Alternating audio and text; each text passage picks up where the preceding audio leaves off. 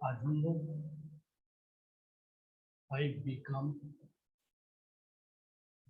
की क्लास में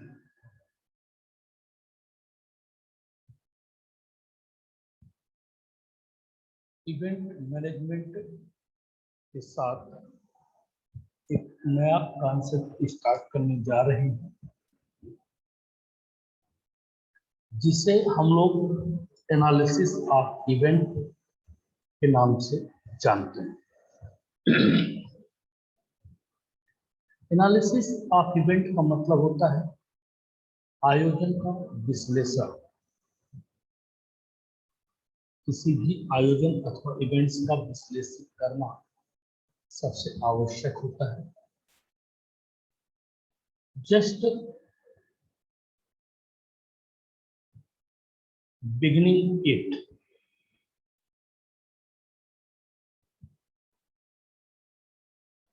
works for some events, but it's a risk and cavalier approach. Just winging it मतलब बस इसे पंख लगाना।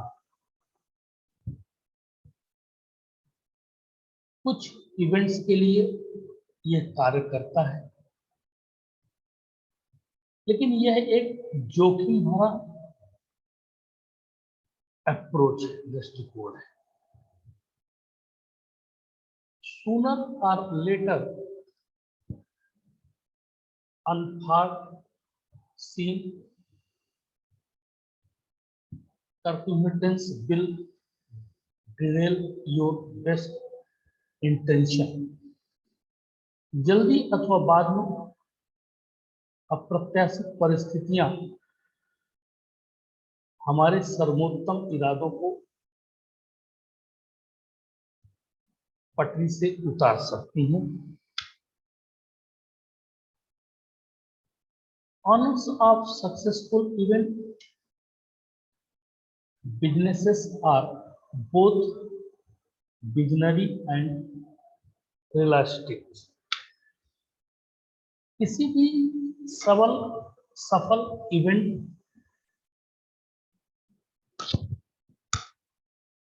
व्यवसायों के मालिक की दूरदर्शिता और उसकी यथार्थवादी बातों पर लागू होते हैं। They know how to identify their strength and weaknesses, seek out opportunity and addresses risk up front.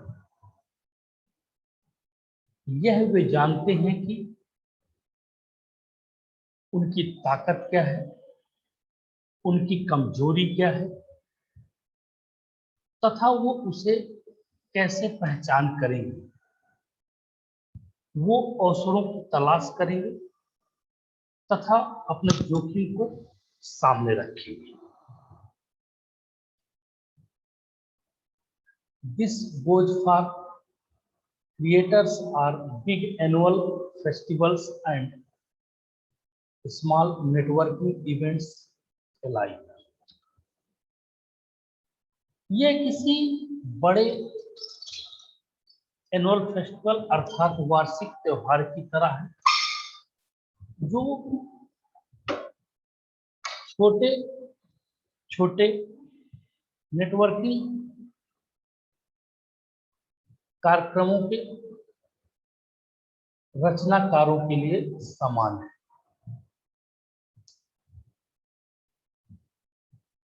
Any event can benefit from a powerful tools known as the SWOT.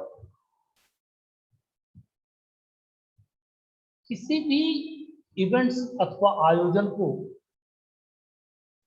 एक ऐसा प्रभावशाली एवं शक्तिशाली टूल्स अथवा उपकरण कह सकते हैं, जिससे हम उसे आसान एवं बेहतर तरीके से एनालाइज या एनालिसिस कर सकते हैं और उस पावरफुल टूल्स को SWOT के नाम से जाना जाता है। SWOT।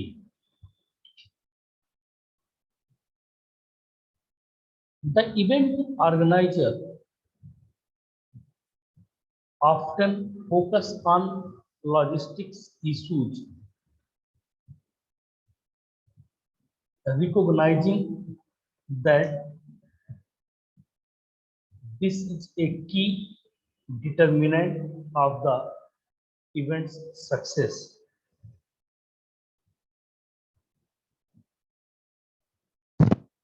कोई भी इवेंट आयोजक अक्सर लॉजिस्टिक के मुद्दों पर ध्यान केंद्रित करते हैं तथा वे यह पहचानने की कोशिश करते हैं कि आयोजन की सफलता का प्रमुख निर्धारक कौन हो सकता है। However, while no event can be successful without good logistics, कोई भी इवेंट्स तब तक अच्छे से सक्सेसफुल नहीं हो सकता जब तक उसकी लॉजिस्टिक्स अच्छी ना हो।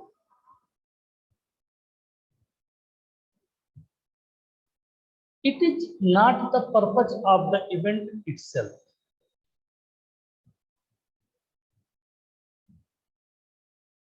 यह किसी भी इवेंट्स के स्वयं का उद्देश्य नहीं होता है।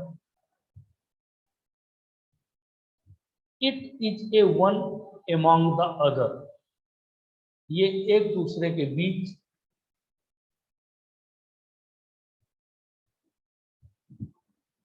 of the key elements in the process of organizing events. आयोजनों की प्रक्रिया के उसके प्रमुख तत्वों में से एक होता है।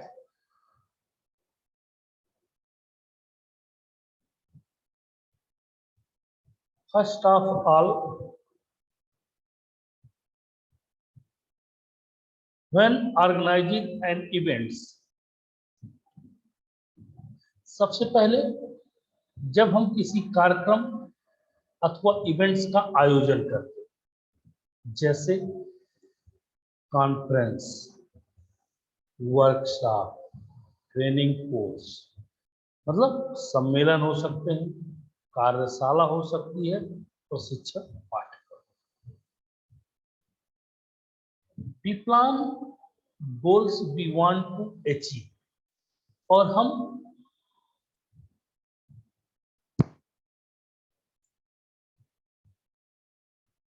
उन लक्ष्यों को प्राप्त करने की योजना बनाते हैं जिन्हें हम प्राप्त करना चाहते हैं।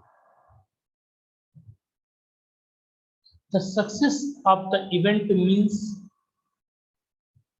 we accomplished the goal set for it.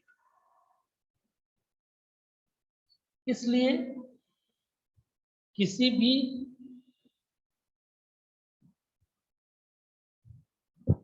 कार्यक्रम तथा आयोजन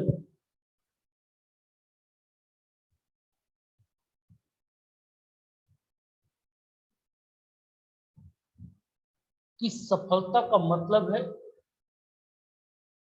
कि हमने इसके लिए उसके निर्धारित लक्ष्यों को पूरा कर लिया है। SWOT is an important tools of accessing your events future success। ये अभी मैंने जस्ट आप लोगों को बताया है कि SWOT एक ऐसा एनालिसिस है जो हमारे किसी भी इवेंट्स को फ्यूचर्स में सक्सेस होगा ही इस बात की गारंटी देता है, एक ऐसा उपकरण है। While planning the events, it is worth to use SWOT analysis। हम इसलिए अब SWOT एनालिसिस को क्या करेंगे, यूज करेंगे।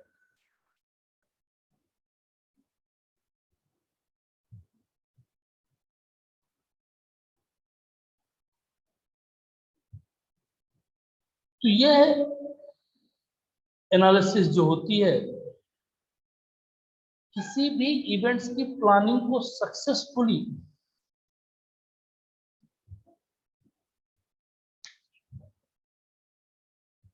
उपयोग करने के लिए हम यूज करते हैं। तो इसमें एस का मतलब होता है स्ट्रेंथ, ताकत से। डब्ल्यू का मतलब होता है वीकनेस, कमजोरी से। ओ का मतलब होता है अपॉर्चुनिटी, मतलब आपको कौन कौन सी अपॉर्चुनिटी प्राप्त हो सकती है। और थ्रेड्स का मतलब होता है आपकी कमजोरियां, इसको बोलते हैं स्वॉट। देखिए एस स्टैंड्स फॉर स्ट्रेंथ, मतलब आपको सबसे पहले ये पहचानना होगा कि आपकी ताकत क्या है। Then W stands for weakness. अब अगर आपकी ताकत है तो आपकी कुछ कमजोरियां भी हो सकती है। जैसे किसी भी वस्तु के अगर कुछ लाभ है तो उसकी हानियां जरूर होंगी।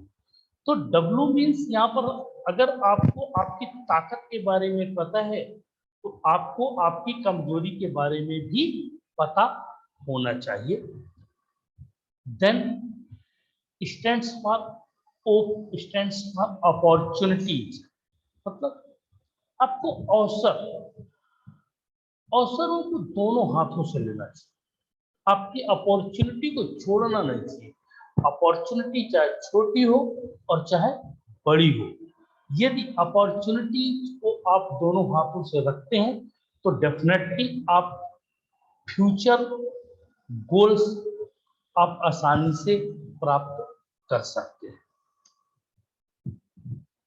टी फॉर थ्रेड्स, मतलब यहां पर आपकी कमियों से,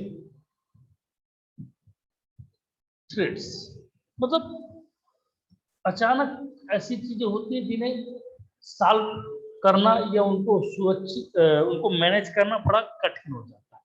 तो जो चुनौतियों से घबराएगा वो सफलता कैसे पाएगा। तो चुनौतियों से लड़ने के लिए आपको अपने आप को तैयार रखना।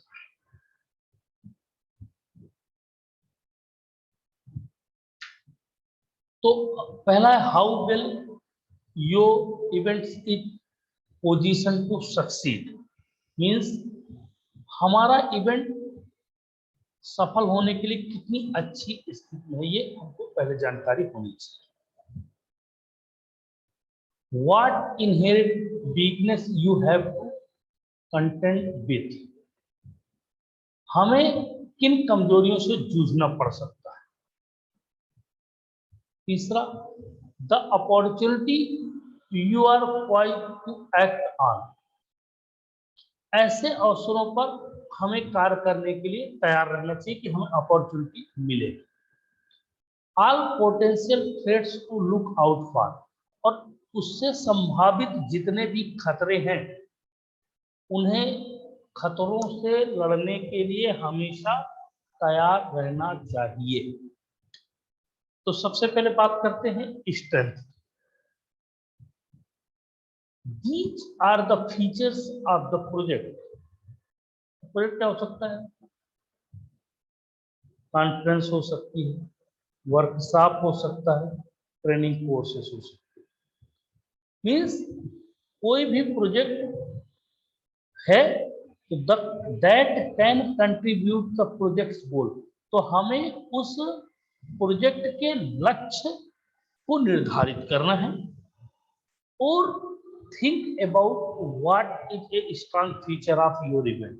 और हमें इस बारे में सोचना है, इस बारे में समझना है कि हमारा मजबूत पक्ष क्या हो। आप कोई भी काम करें, जरूरी नहीं कि एक लड़का पढ़ने में अच्छा नहीं है तो वो हर चीज में अच्छा नहीं हो सकता है खेल में बहुत अच्छा हो लेकिन पढ़ने में अच्छा नहीं है।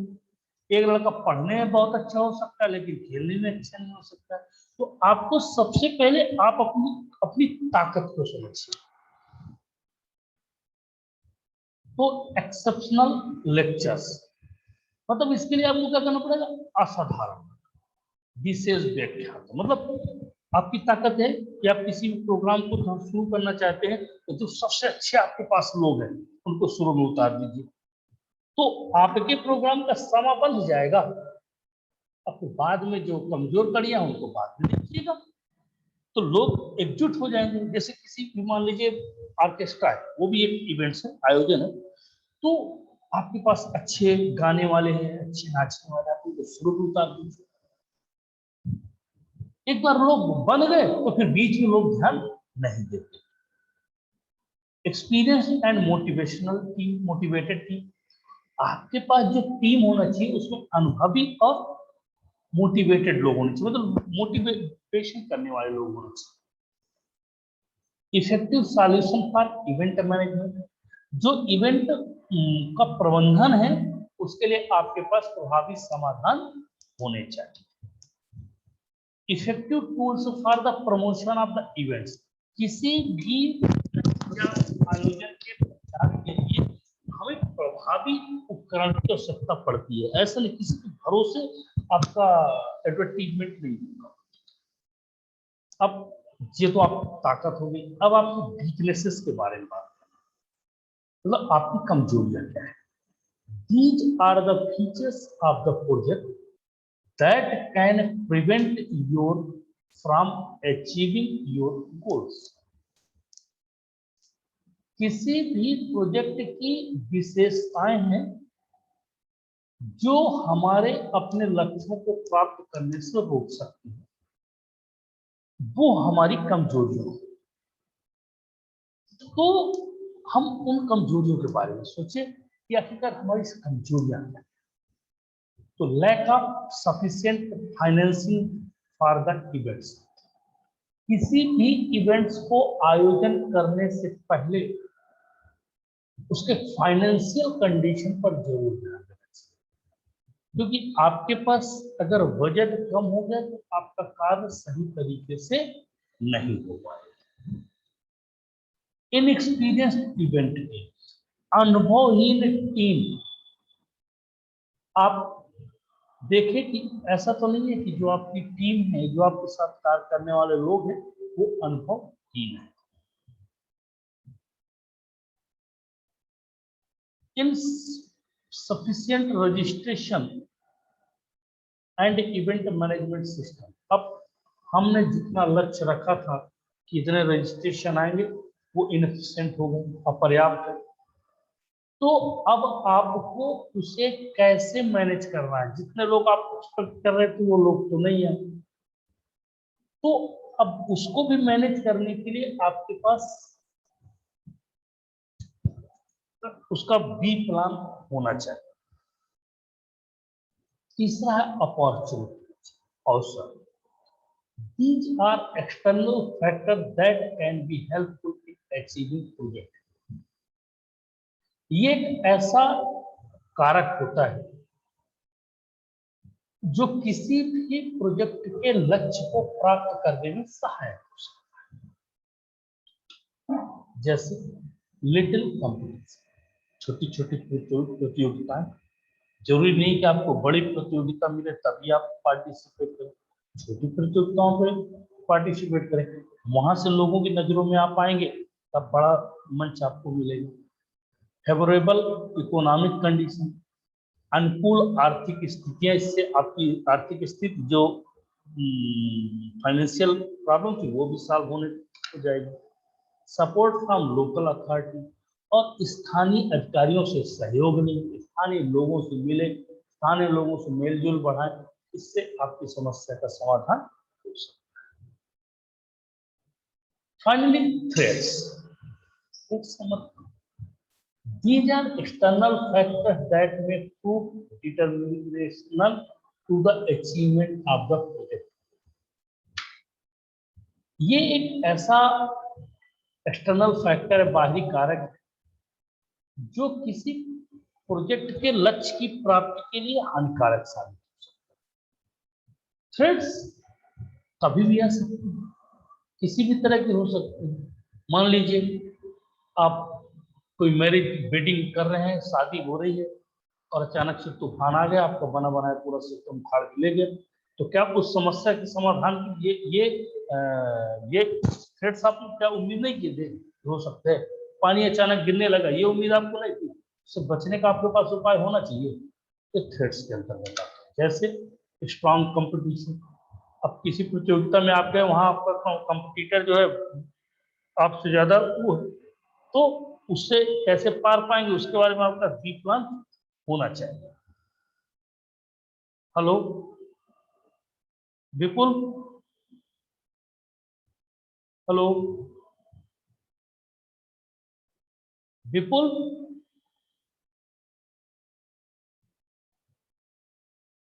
विपुल,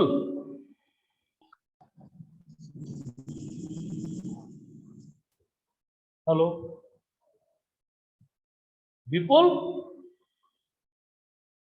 यस सर। कहाँ थे अभी तक? सर नहाने चला गया था। अरे वाह बेटा, क्लास 10:30 बजे से रहती, नहाना जरूरी था।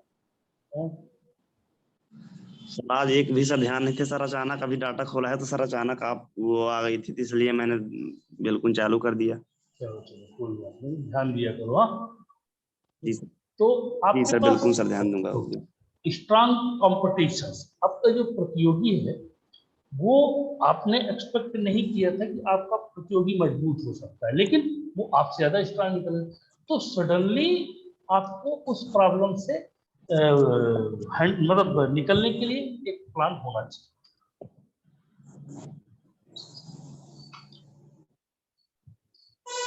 दूसरा बैड वेदर, खराब मौसम जिसको बोलते हैं, कभी कभी ये हमारे हाथ में नहीं होता है। हम जब भी इवेंट्स आयोजन शुरू किए उस वक्त मौसम बड़ा अच्छा था, अचानक से मौसम बिगड़ना शुरू होता है, तो ऐसी परिस्थितियों से निकलने के लिए या ऐसी परिस्थितियों को हैंडल करने के लिए आपके पास बिल्कुल तैयारी पहले से होनी चाहिए।